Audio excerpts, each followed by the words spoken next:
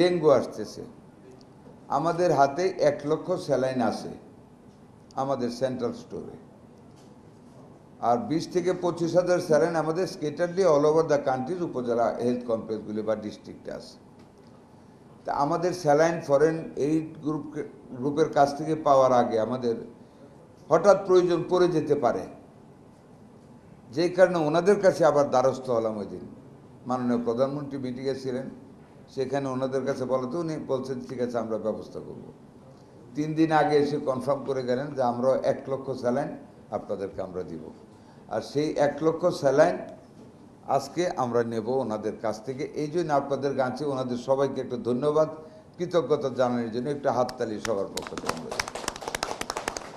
এবং রিয়েলি এটা মেমোরেবল যে এই মুহূর্তে জাতির যে এই প্রবলেমগুলিতে আমরা নতুন একটা সরকার, বিগত 17টা বছর সরকারগুলি কোনো ভেন্টিলেটর দিয়ে যায় নাই, কোনো মেশিন দিয়ে যায় নাই, কোনো ভ্যাকসিন দিয়ে যায় নাই, কোনো ভিটামিন এ ট্যাবলেট দিয়ে যায় নাই, এমনকি সিরিঞ্জটা পর্যন্ত ছিল না।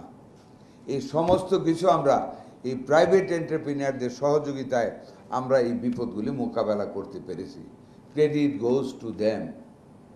ওনারা সহযোগিতা করেছেন, আমরা ওনাদের প্রতি কৃতজ্ঞতা জানাচ্ছি।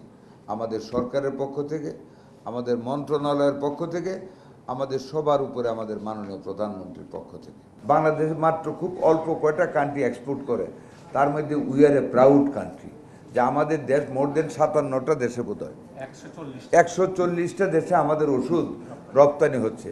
এবং আলহামদুলিল্লাহ আমাদের যদি ভ্যাকসিন ওনারা তৈরি করতে পারেন, এটার পরিসর আরও বৃদ্ধি হয়ে যাবে, আরও বৃদ্ধি হয়ে যাবে।